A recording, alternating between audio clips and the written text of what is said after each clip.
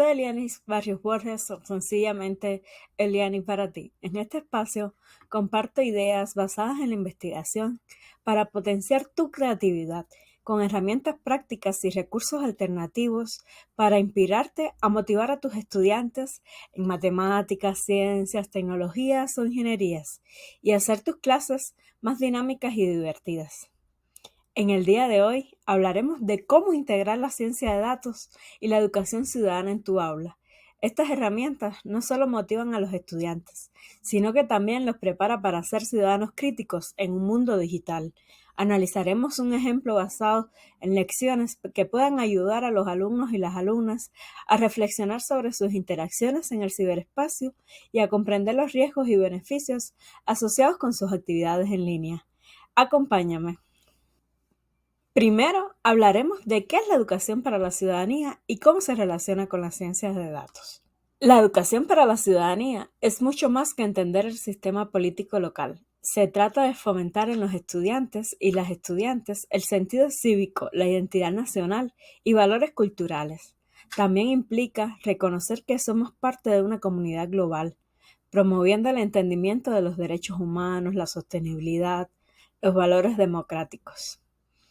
La educación ciudadana debe desarrollar en los y las estudiantes la capacidad de reflexionar, mientras fomentan el pensamiento crítico, junto al diálogo y la acción.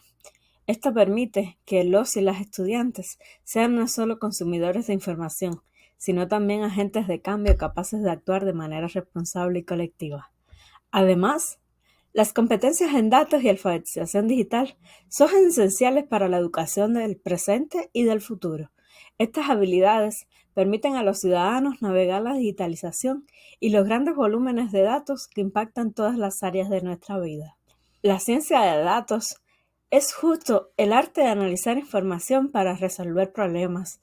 En el aula esto se traduce en actividades donde los estudiantes recolectan, analizan datos relevantes.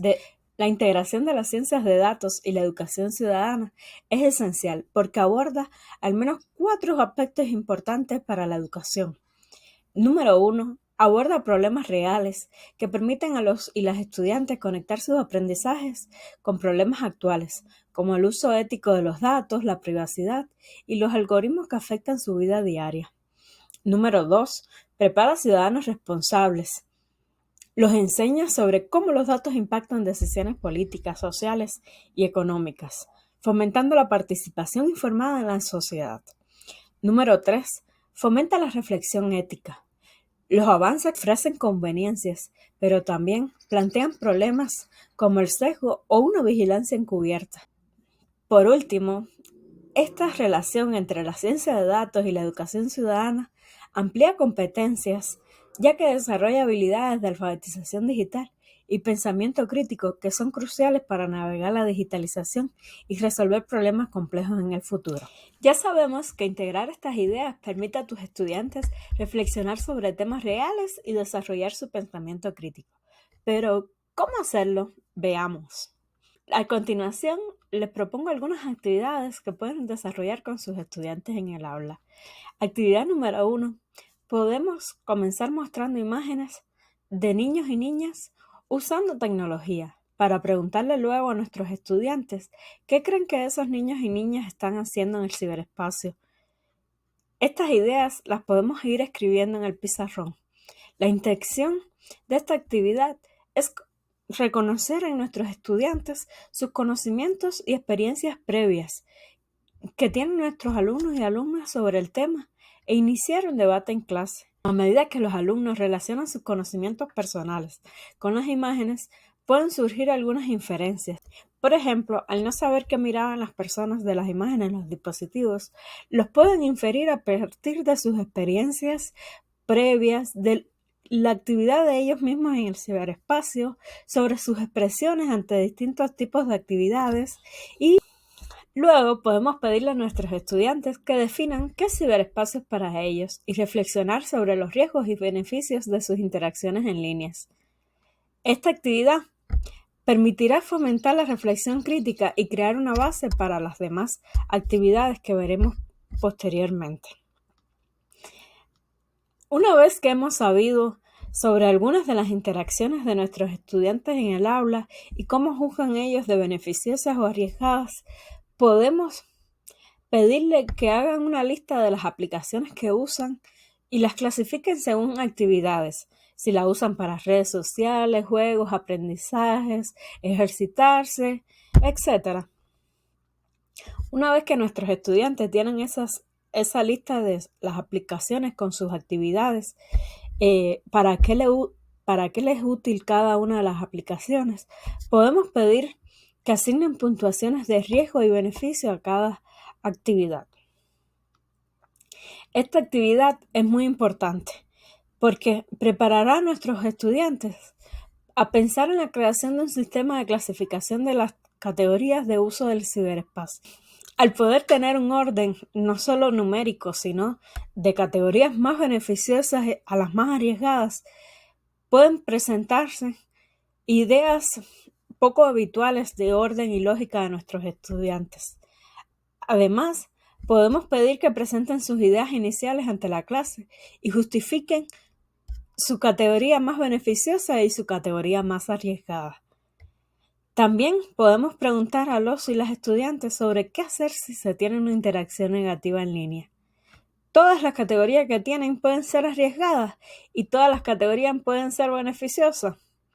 Este tipo de preguntas sería bueno pensar en una escala de beneficioso o arriesgado. Para mostrar simultáneamente los beneficios y los riesgos, se pueden crear valoraciones separadas para los riesgos y los beneficios. Por ejemplo, una valoración de 1 para los riesgos y de 7 para los beneficios en la categoría de ejercicio. Un ejemplo del extracto de datos puede ser el siguiente. Una vez representados estos datos de beneficioso a arriesgado, podemos pedir a nuestros estudiantes que representen los datos en un gráfico cartesiano. Aquí podemos dividir la actividad de acuerdo a las edades de nuestros estudiantes.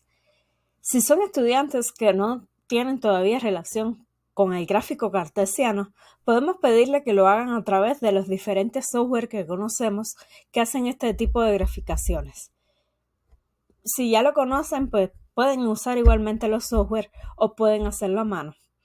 El objetivo de enseñar estas habilidades básicas de análisis de datos mientras reflexionan sobre su uso digital es que cada alumno cree una imagen de su participación personal en el ciberespacio e interprete anecdóticamente la representación.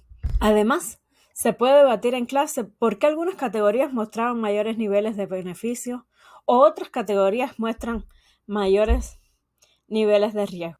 También se pueden utilizar los datos para prever cómo estas representaciones visuales pueden ser diferentes para diferentes estudiantes. Luego de presentar estas pequeñas actividades a los estudiantes, es importante que podamos reflexionar con ellos a través de preguntas. Por ejemplo, ¿qué aprendieron sobre seguridad en línea?